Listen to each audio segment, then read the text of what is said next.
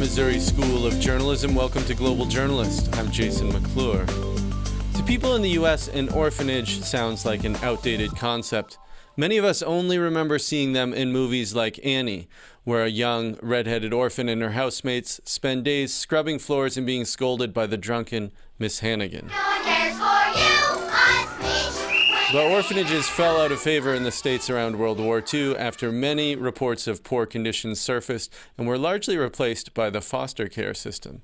But in parts of Asia and Africa, the number of orphanages has actually risen in recent decades, spurred in part by the death toll from conflict and HIV/AIDS. Many of these institutions are privately owned or run by nonprofits and receive no government money. Instead, they're funded entirely by donations. Now, this growth has led to some criticism by child advocates. They argue that most children would be better off living with relatives or others. They also worry that in some countries, the growth in orphanages has been spurred in part by adults looking to pad their own pockets by capitalizing on tourists willing to pay to volunteer at children's homes. On this edition of Global Journalist, a look at the debate around institutional childcare in developing countries and what might be perpetuating the problem of overseas orphanage scams. Later on, we'll hear from three experts who follow this issue closely. First, we're going to talk to Michelle O'Leal in The Hague, Netherlands. She's the founder of Stahili, an aid group that works with children in Kenya. Michelle, welcome. Thank you, Jason. Thanks for having us on the show today. Well, talk to us, if you would, about how you got interested in working with orphans and vulnerable children in Africa. Well, about a decade ago, I was a newly licensed lawyer, had a dose of optimism and hope in my heart, and decided before getting into my career that I was going to combine overseas travel with volunteering, also known as Voluntourism. And I had gone over to Kenya. I had connected with this orphanage that seemed seemingly wonderful. It had been recommended by a friend, a colleague who I had worked with. I traveled all the way, spent thousands of dollars. At the time, I was definitely not involved in child protection issues. I didn't have particular skills. I wasn't asked for a background check. And I paid a hefty fee to go travel all the way half across the world, just to try to make a change. But that, of course, as I'm happy to share with you, proved out to be not quite the reality of what happened on the ground once I had gotten there and realized my impact and the potential harms that I may have caused myself. Sorry, what was problematic for you about this? Well, when I'd gone over, I think there was a lot of misconceptions and things that I hadn't known because I hadn't taken the time at the time to do the research. First of all, the majority of the children living in the institution had families. If not one or both loving parents, they had extended family, extended communities that wanted to care for them, but couldn't simply because they were poor. This particular institution, of course, was problematic on many fronts. I mean, we always say there's no good or bad orphanages. Children need families. But this orphanage was one where children were actually being trafficked for the purpose and exploited for the purposes of receiving donations and other goods. And the revolving door voluntourists, such as myself that I was at the time, was highly problematic, not only from the perspective of maintaining these children in a condition where they were exploited, some were forced to work, and open, of course, without a background check, as I mentioned, to various particular harms and exploitation. Well, it sounds like it was an exploitive situation in that there was an intent to profit from your visit to this orphanage. So talk to us just a little bit about the Stahili Foundation that you helped found after making this visit. Well, a couple of years later, we came together and realizing what was actually happening in the institution, Stahili was born. It wasn't initially born as an NGO. It started initially as a movement with local community and families and guardians to help redirect the support from this particular institution to families. It started with one child, with bringing one child back to their home, 3, 7, and eventually working with many people around the world and foreign volunteers, we were able to close this particular orphanage, redirect that same love that we all had and energy into supporting children and families as opposed to orphanages. And that was the beginning. That was, of course, only the beginning. And Stahili has grown in its work both in Kenya and advocacy on this topic as a result. So this is something, Michelle, that's analogous to the foster care system to some degree that exists in the United States and other countries. Well, there's a couple of things. So the majority, I should just stress that the majority of the children that lived in this institution, which is a pattern we're seeing across Kenya, and I'm sure colleagues and advocates speaking on this call will share the same, that the majority of children actually have families. Sometimes it's a parent, it's a single parent, they're both parents, but in most cases that we've seen and advocates and NGOs have documented globally, the majority of the children can be placed within the family. And in a country like Kenya, where kinship relationships are so strong, at Stahili, we've been able to establish kinship care. So for instance, if the family is unavailable and the extended family is unavailable, there are typically community members, by working with elders and the chiefs and the likes, that we can work to have a permanent family-based solution for a child. Well, Michelle, our time does grow short, but talk to us. You mentioned this experience of paying to visit an orphanage a number of years ago before you founded your organization, and talked about how problematic and exploitive you found it. What has been the response from governments in the region to this? Because I understand that this may not be an isolated incident. Well, that's a really good question. There's a lot of change. We're seeing the end of 2017 really brought a lot of change globally, not only in countries in East Africa, but around the world as well, in a movement to changing the way we actually care for children. In Kenya, for example, the government placed a moratorium on the registration of charitable children's institutions, or otherwise known as orphanages or children's homes or rescue centers and the like. So those are no longer, you can no longer set up an orphanage, for example, in Kenya. But it doesn't stop there in Kenya. The government of Kenya is committed to an action plan and to developing an action plan over in the coming next little while, to actually work on a plan of what is known as deinstitutionalization, and also changing the way their system cares for children, so that children grow up naturally in families as opposed to institutions. But Kenya is not alone. We're seeing similar shifts in Rwanda, where scores of orphanages have been closed, and the government has been taking concrete steps. Well, Michelle, actually, we're just about out of time, but I'm glad that you raised this issue of Rwanda, because we're going to speak to someone there just briefly. But thank you so much for taking the time to join us. Thank you so much for having me. This is Global Journalist. On today's program, we're talking about the growth in the number of orphanages in some parts of the developing world and the debate about their efficacy. We just spoke with Michelle O'Leal, the founder of an aid group that works with children in Kenya.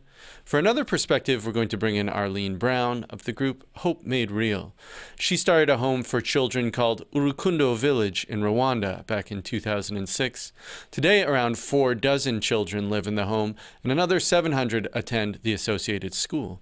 She joins us now from Gitarama, Rwanda. Arlene, welcome. Thank you. Well, thanks so much for taking the time to join us. Talk to us just a little bit about how you first came to Rwanda and came to be operating a children's home there. I started out in Goma, which was Zaire at the time. I worked with children who were separated from their parents and discovered how very bad things were for them.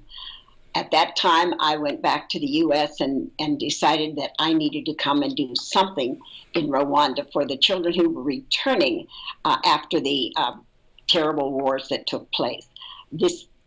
I had started with the Home for Children, and it is not a home for children. It is a family for children. Our foundation is very careful about the children that we have. We love them very much. Most of them are brought to us because they were found on the road, in a hospital, on a bed, just abandoned babies with no connection anywhere. I believe strongly that if there is a family connection, that they should be connected to that family. And so this is part of what is going on here at the present time. But for the children who are here as a family, we have mothers who take care of them here. We send them to school. We start them with preschool. Our children are loved and taken very good care of, and they're fed, they're healthy, they're happy, and they live as part of a family. This is a lot different than the orphanages. I cannot speak for the orphanages because I know that 600 children in an orphanage is not healthy. It is not a good way for the children to Sure, be no, living. and I think you're probably familiar with some of the criticisms of residential children's homes. And what is your general response to those, to people who say, well, we shouldn't have dozens of children living together in a home? No, and I don't think that we should. I think that the size of the orphanage, and I don't like the word orphanage because it makes it sound like every child has no parent. We have vulnerable children here in our home, and they have connections from outside. Our children live here with us during the school year, and then they go visit their families during the break when the schools are not in process. They keep their family ties, and then they come back here to go to school because many of those families could not afford to take on more children. Most of the families here in Rwanda already have orphan children from other parts of their families, and it is quite extensive. In order to take on more children, it increases the poverty for the families that are involved. So there are risks then, it sounds like, from your perspective, in sending the children back to their families, which may already be burdened or overburdened as it is caring for extended relatives. But talk to us, if you would, can you just tell us the story of one or two of the children who are living with you? Okay, I can tell you. One of our children, her name is Claudine. Claudine was brought to us when she was 3 years old. She was the size of a newborn infant. She was blind. Urukundo has taken her to surgery. Her eyes have been restored. While we were working with her, we discovered she had a hole in her heart. We also took care of getting heart surgery for her. If she had been with the family, she could not have received the care that we were able to provide. And so Claudine now is a 12-year-old young lady she's in school. She's learning to read and write and is going to be a very bright young lady in her time. Well, let me ask you, if I might. Rwanda has closed a number of children's homes, of orphanages in the last several years. Why do you think this is? What do you make of how that has been carried out? Well, I think that they kind of put the cart before the horse. I believe that other steps should have been taken first, and then the orphanages as such should have been faded out more slowly rather than closing the orphanages and just putting the children places where the children were not necessarily welcome, where they were not necessarily wanting to go. They claim that the children have the rights, but the children do not have the right to say, I don't want to go. They have to go where they're sent. And I think this is not quite the way it should have been done. But it is an effort to close the large orphanages. And I repeat, there are 600 children in an orphanage. That is not a family. You cannot take care of that many children. You don't have enough love to go around to take care of everybody. Well, Arlene Brown, thank you so much for joining us today. Thank you. A reminder that you're tuned into Global Journalist. I'm Jason McClure. On today's program, we're talking about the debate around the growth in the number of orphanages in some parts of the developing world. And if you're interested in more Global Journalist, check us out online at globaljournalist.org. There you can find our archives and additional coverage of underreported international news and human rights issues. Now, we just heard from two guests who do aid work for orphans and other impoverished children in Africa. We'll shift our attention now to Southeast Asia. In this part of the world, there's been a particular issue with foreign tourists paying to volunteer at orphanages. But this practice of voluntourism often unintentionally helps unscrupulous orphanages turn a profit from exploiting children. Now, for more on this, we're joined from Phnom Penh, Cambodia, by James Sutherland. He's the communications coordinator at Friends International, an aid group that provides support for marginalized youth around the world. And in Melbourne, Australia, we're joined by Lee Matthews. She's a consultant for Alto Global, a consulting firm that works with international child protection agencies and aid groups. Welcome to both of you. James Sutherland, let me start with you. You are based in Cambodia. It's often cited as a place where this voluntourism issue has fueled the growth of sort of exploitive homes. Talk to us about just like how visible is that to you as someone who lives there? It's extremely visible, actually. We've seen a concerning rise over an extended period of time, 2005 onwards, in the number of orphanages in the country. A country where there's no conflict, where development is happening. What's causing this? I think the numbers that I'd seen reported on this was that there had been a 60% growth in orphanages to 2005, and there's something like 400 orphanages in a country of about 15 million people. Yeah, absolutely. The most recent surveys undertaken by the Ministry of Social Affairs here and UNICEF show over 400 residential care institutions and over 16,000 children in those. So that equates to 1 in every 350 children in Cambodia is living in a residential care institution. Now, with that, the question must be asked, of course, why? Why so many? Are parents dying in large numbers? The answer is no. 80% of those children in those orphanages or residential care institutions have living parents. It's something that Michelle echoed at the beginning of the program. What's happening here is actually exploitation. Many of the orphanage directors are unscrupulous. They're bringing children into the orphanage to exploit them, to get foreign donors to donate, to support the orphanage, and to get foreign volunteers to come and support the orphanage too.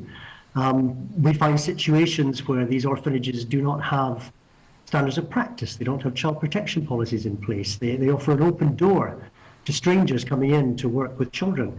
Now, of course, childcare is a specialized profession.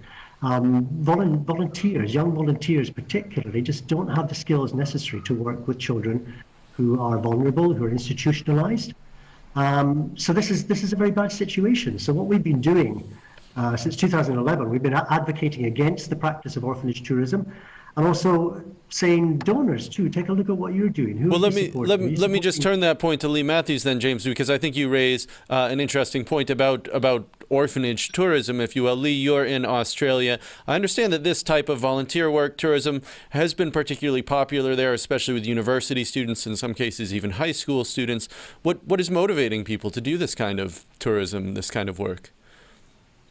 That's a really interesting question, and something that if we solve it, we'll be able to hopefully reduce the demand for these kind of experiences. I think what drives it is a sense of wanting to give back. But what we're seeing is a high level of misunderstanding about what that actually means when particularly students are going overseas to give back.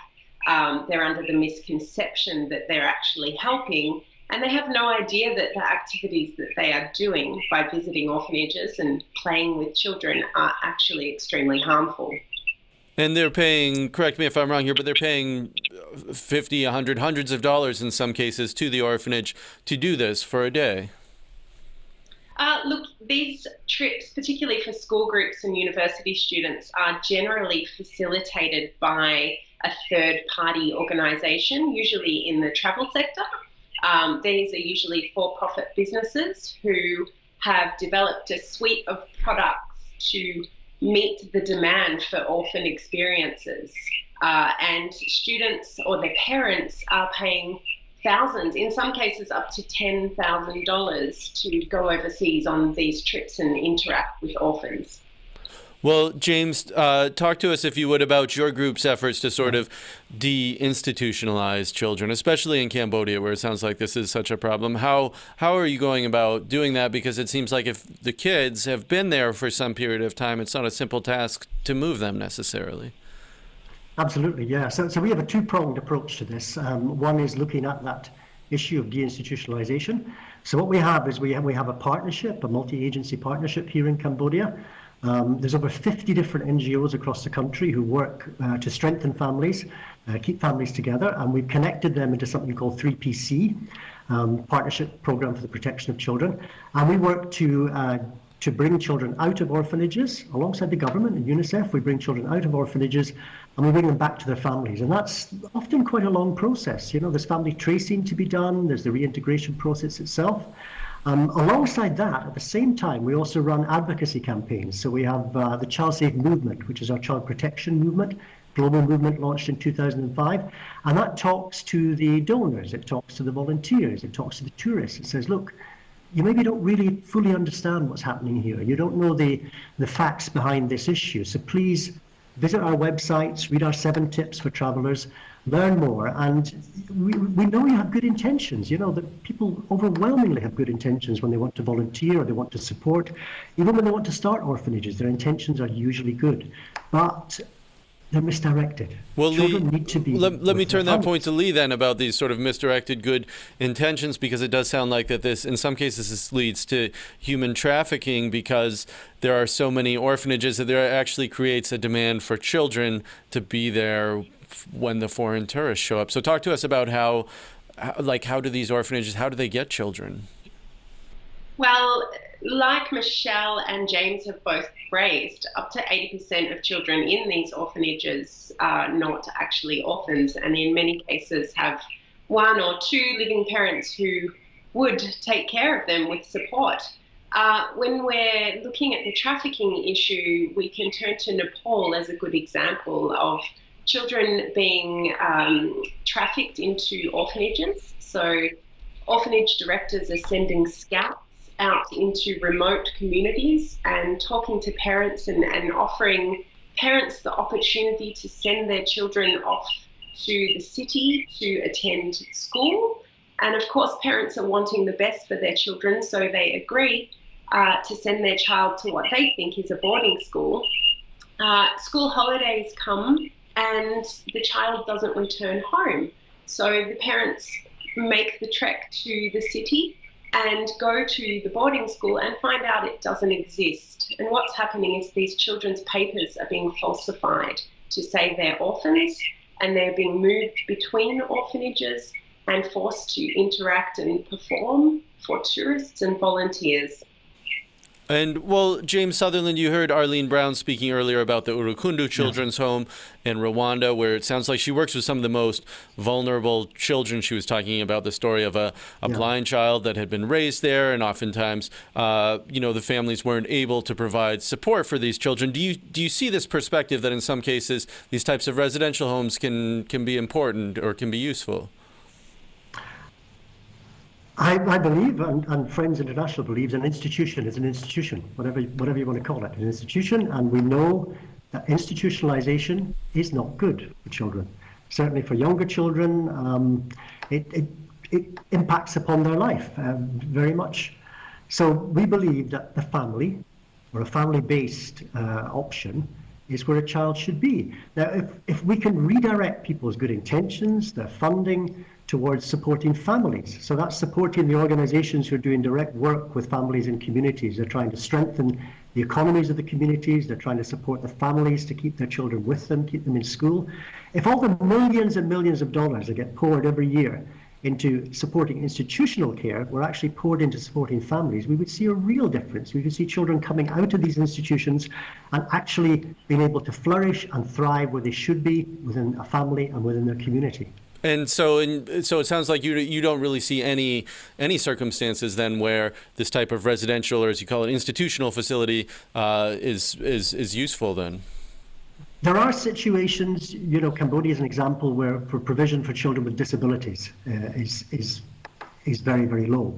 There can be cases where if an institution is well run, if it reaches accepted international standards and is monitored, then as a temporary solution, yes, but always children should be either with their family or placed into family-based care. We have years and years and years of research from all over the world that shows institutionalization is not good. So let's listen to that research and let's do something about it. Let's turn our good intentions into good actions as well. It makes sense. It makes sense. Children need families. Lee Matthews, let me turn this to you then, because it sounds like there are a couple different issues at play here. One is that there are these orphanages that are sort of knowingly, potentially exploitive towards children in an effort to get tourism dollars or donations for overseas. There's other, and it sounds like there's a second debate around institutional care. But I guess my question for you is, what would your advice be to someone who wants to volunteer abroad or do some volunteer work while they're traveling and are attracted by this sort of idea of doing good while traveling?